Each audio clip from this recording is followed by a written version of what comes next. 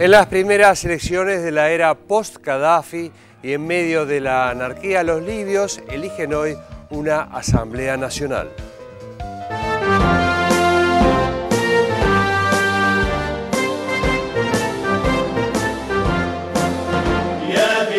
Poco menos de 3 millones de libios están autorizados este sábado para participar de los comicios para elegir la Asamblea Nacional, que tendrá a su cargo la elaboración de una nueva constitución y la posterior formación de un nuevo gobierno. Estas elecciones, las primeras desde la captura y muerte del líder Muammar Gaddafi en octubre de 2011, estaban originalmente programadas para el 19 de junio pasado, pero fueron postergadas para dar más tiempo al registro de votantes y al armado de las campañas electorales. والله ما لقيناش صعوبات، احنا اول حاجه مرتاحين جدا ومبسوطين ان احنا نخدم في بلادنا، ومبسوطين لان احنا معناها هذا شرف لينا ان احنا نخدموا في حاجه لاول مره في ليبيا تحدث في التاريخ. Los libios deberán elegir entre 2.600 candidatos y 370 partidos para ocupar los 200 miembros del primer Congreso General Nacional. Este Congreso será el encargado de nombrar un nuevo gobierno y un comité de expertos para redactar un proyecto de constitución que luego se someterá a referéndum. Aunque todavía no hay fecha para el anuncio de los resultados, una vez que la nueva Asamblea haya celebrado su primera sesión, deberá dimitir el Consejo Nacional de Transición que dirige Libia desde la caída de Gaddafi. Entre los 2.600 candidatos inscriptos se cuentan 630 mujeres que presentaron sus candidaturas en las listas de los partidos, aunque entre los candidatos individuales solo representan el 3,4% de la población. يؤمن السيطرة على جميع الدوائر الانتخابية، وهي في الحقيقة مركز أزمات، يعني يتم من خلال إدارة أي أزمة، ونحن نعتبر سير العملية الانتخابية تصل إلى مستوى أنها تدار بطريقة الأزمة حتى نضمن نجاحها. هذا المركز هو من ناحية تقنية مجهز لكي يسهل إدارة هذه العملية. Los escaños se repartirán otorgando 120 para los candidatos independientes y unos 80 para los movimientos políticos. Así, se busca evitar que un solo partido domine la futura Asamblea Constituyente. Esto no impide, sin embargo, que algunos partidos apoyen a candidatos individuales, lo que podría llevar al poder en Libia a los postulantes islamistas, como ya sucedió en Túnez y Egipto. Por eso, prevalece cierta inquietud en Occidente en círculos del actual gobierno y en sectores laicos. No obstante, la mayor parte de los candidatos, incluidos los miembros de agrupaciones políticas, enarbolan al mismo tiempo consignas de democracia y respeto por la ley islámica. Por eso, las aceptaciones de candidaturas entre más de 4.000 postulantes estuvieron marcadas por un análisis más político que técnico, pues se procuró vetar la participación de los que se señalan como remanentes del anterior gobierno. Tampoco se descarta que algunos partidos políticos hayan unido fuerzas mediante acuerdos previos con candidatos independientes para fortalecer así su representación en la Asamblea Nacional. Hasta último momento, en la oriental Benghazi, segunda ciudad del país y cuna del alzamiento de 2011 contra Gaddafi, la preocupación pasó por la escasa cuota de asientos asignados. Semanas atrás, un grupo de manifestantes tomó por asalto la oficina electoral, demandando una cuota mayor de la ciudad en la futura asamblea, mientras sus líderes retomaron las amenazas de promover el federalismo como protesta a la limitación. Al mismo tiempo, continúan los enfrentamientos tribales en la región de Jebel Nafusa, al sur de la capital, y en Kufra, en el extremo sureste del país, y recientes atentados en Benghazi, lo que hacen aún más difícil el escenario electoral libio. A este clima de tensión se suma la proliferación de armas de alto calibre entre la población civil luego de la crisis que estalló en febrero de 2011 y que concluyó con el asesinato de Gaddafi. Buena parte de las milicias nacidas para hacer frente a las fuerzas de Gaddafi continúan funcionando más allá de la órbita oficial y solo una parte de ellas aceptaron el pase formal a las fuerzas gubernamentales. Por eso, en medio de un clima turbio de intereses cruzados, los votantes libios no solo comenzarán a delinear su futuro. عبس وطني صدق لما استلمنا المواد، يعني نحكي لك إنه يوم لا يوصف من الفرحة بصراحة. طبعا احنا مستعدين إن شاء الله استعداد التام والكامل، وإن شاء الله متأملين مع ربنا خير وحيوقف معانا. También decidirán si suman su aporte a la primavera árabe y el crecimiento del Islam político o marcarán un primer límite a esa corriente.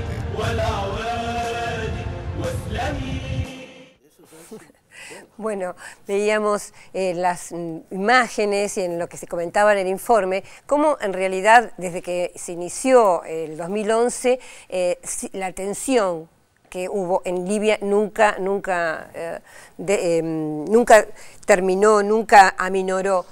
Para ver un poco la situación actual y comentar qué puede suceder después de esta elección de hoy en la Asamblea Constituyente, estamos con el jefe de Política Internacional del diario Clarín, Marcelo Cantelmi, que viajó varias veces a este lugar y además acabas, Marcelo, de escribir un libro, Una primavera en el desierto, sobre las revoluciones árabes, crónica de un periodista argentino en el norte de África, en Editorial Debate, ¿no? Bueno, un poco la primera pregunta que te quería hacer, Marcelo, era en torno a esto. Ahí estamos viendo la tapa del libro. Las tensiones territoriales, las luchas tribales, estas milicias que parecen no tener orden ni poder ser dominadas por nadie, ¿qué chance tiene esta elección que va a haber hoy, esta elección para una asamblea constituyente y un futuro gobierno libio? Bueno, eso forma parte de la organización. Tengan en cuenta que durante 40 y yo diría incluso más que los 42 años, la dictadura de Gaddafi fue una dictadura realmente siniestra, que consideraba, Gaddafi proclamaba que cualquier oposición merecía el paredón y lo ejercía. La gente no tuvo ningún tipo de entrenamiento político, no había ni siquiera clubes de barrio, no había ni siquiera organizaciones juveniles en Libia, y de pronto, de un día hacia el otro, de un mes al otro, hay que vivir en otros términos. Esto es lo más conmovedor de estos pueblos, solamente el de Libia, sino lo que está pasando en todo el norte de África, donde la gente empieza a entender que tiene más poder que el que le habían indicado, le habían educado. Y esta es la primera etapa de la organización. Acá se exageró un poco, creo, en el relato, el tema tribal, que es cierto, son como estados en sí mismos de poder, porque la única manera posible de organización en aquel momento, pero por ejemplo en las fuerzas rebeldes estaban fuerzas de todas las tribus.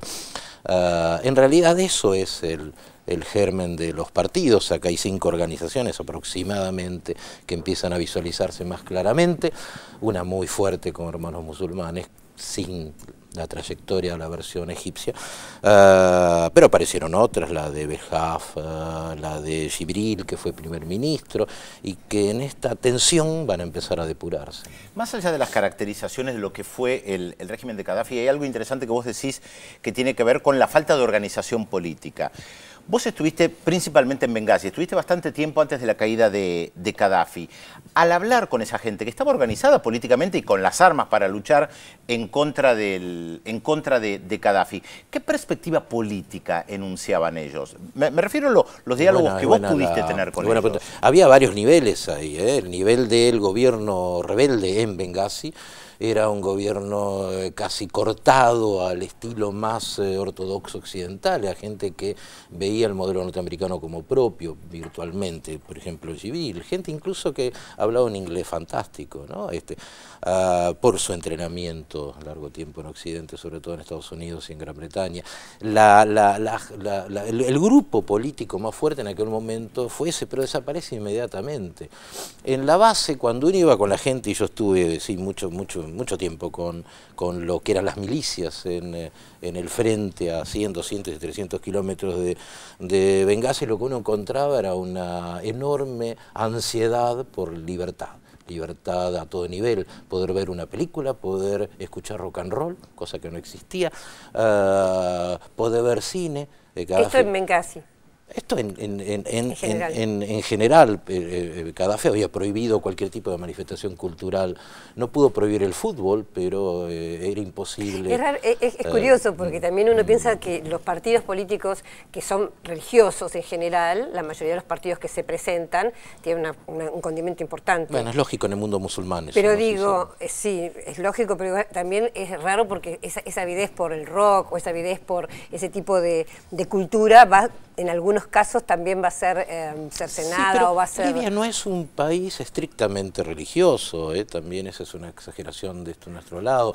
La juventud, sí, el papá, el abuelo va a la mezquita, pero ellos no tanto. Uno lo que ve es una actitud mucho más secular. Sí, mucho más secular. Incluso un médico libio que era chofer mío en algún momento, él decía, cuando le preguntaba si eran religiosos, decía, ¿y ustedes van a misa todo el tiempo?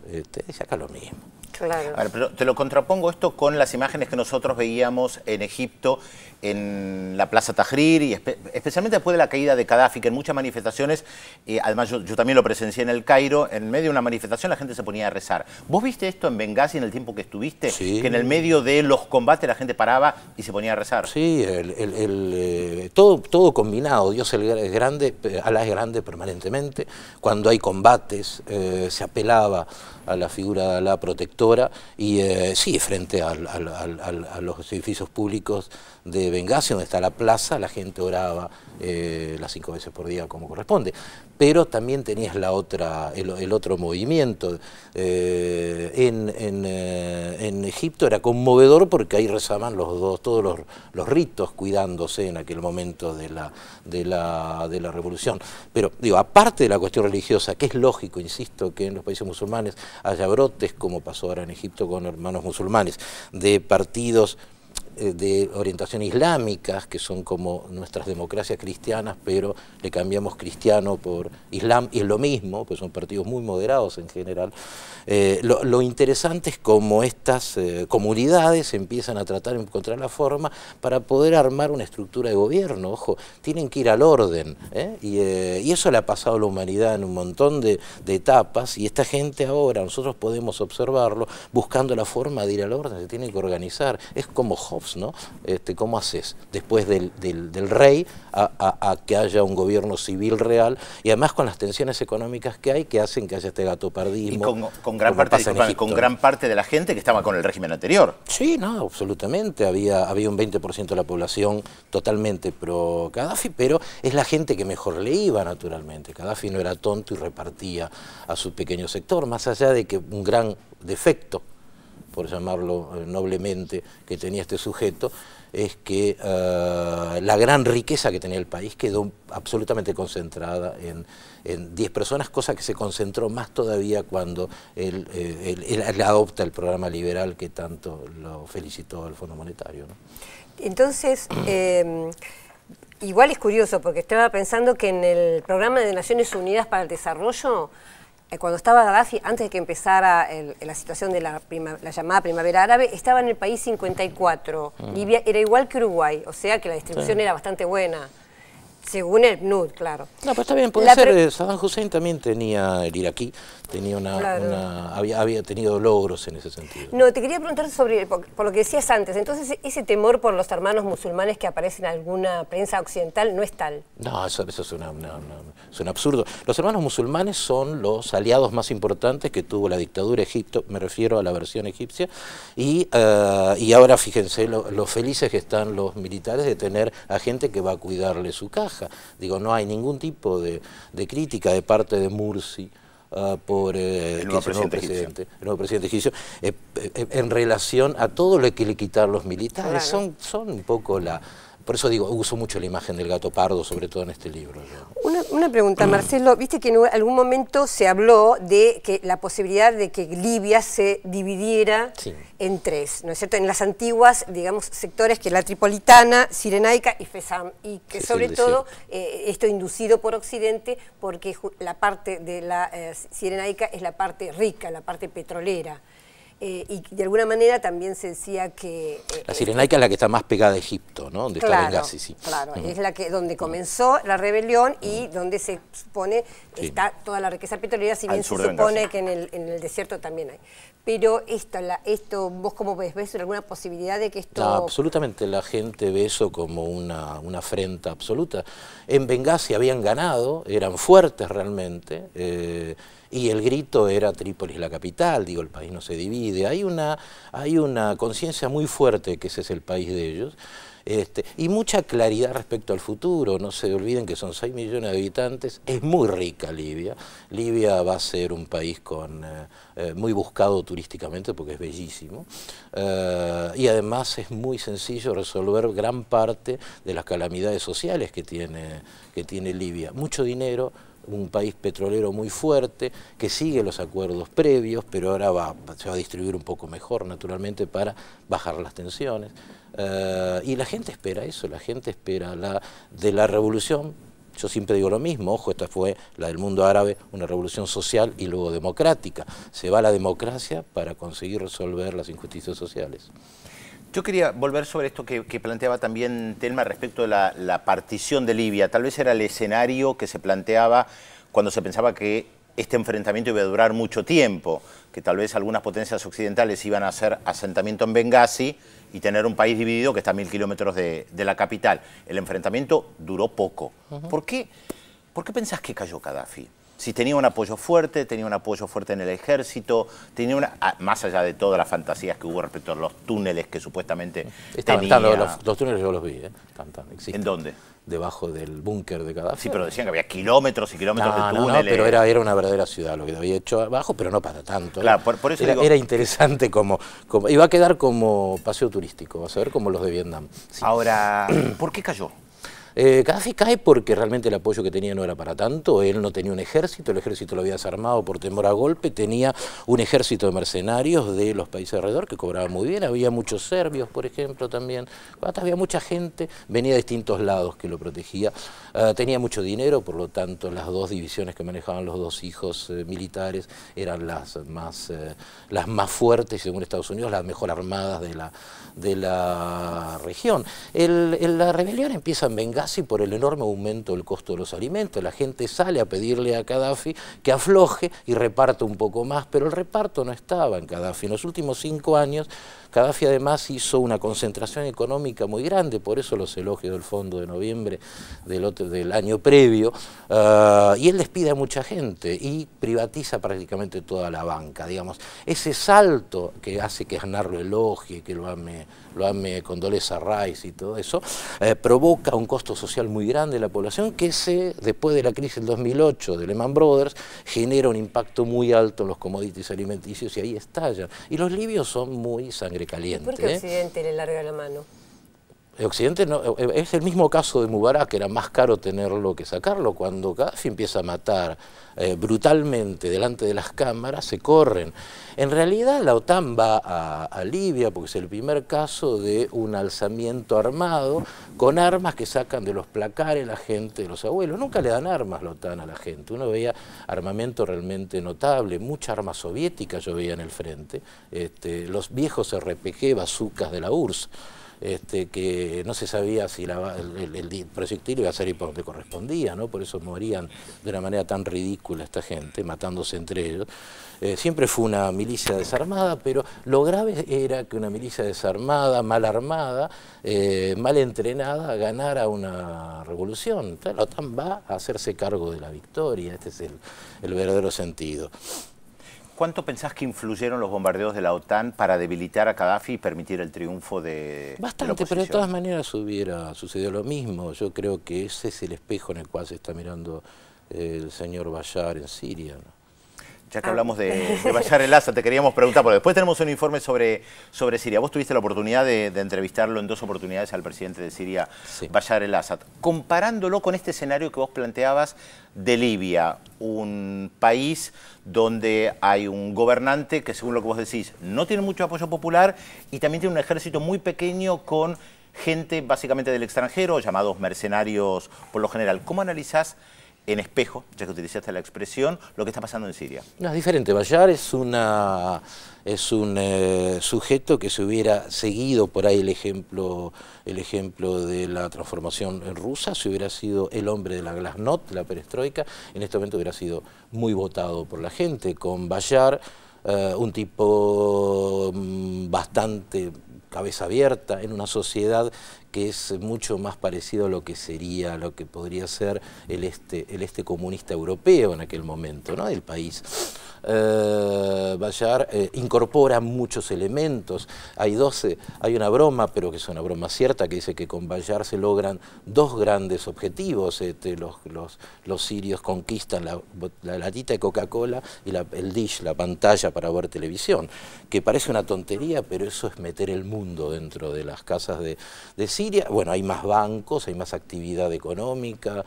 Cuando yo fui varias veces a Siria, antes de la entrevista, estuve un año antes, y uno veía mucha actividad, parecía un país pobre europeo en realidad, y ese era el camino, pero el tema es la estructura como estaba armada en Siria, que ustedes saben que es el único ejemplo de un país en esta circunstancia que tuvo un legado. Digo, el padre lega el poder al hijo, lo que intentó hacer Mubarak en Egipto, lo que intentó hacer Gaddafi en Libia, sí lo logra el primer Assad. Que era para el otro hijo que murió en un accidente y que de este chico odontólogo no muy perspicaz posiblemente, que vivía en Londres, su esposa británica. Y empieza a organizar el país.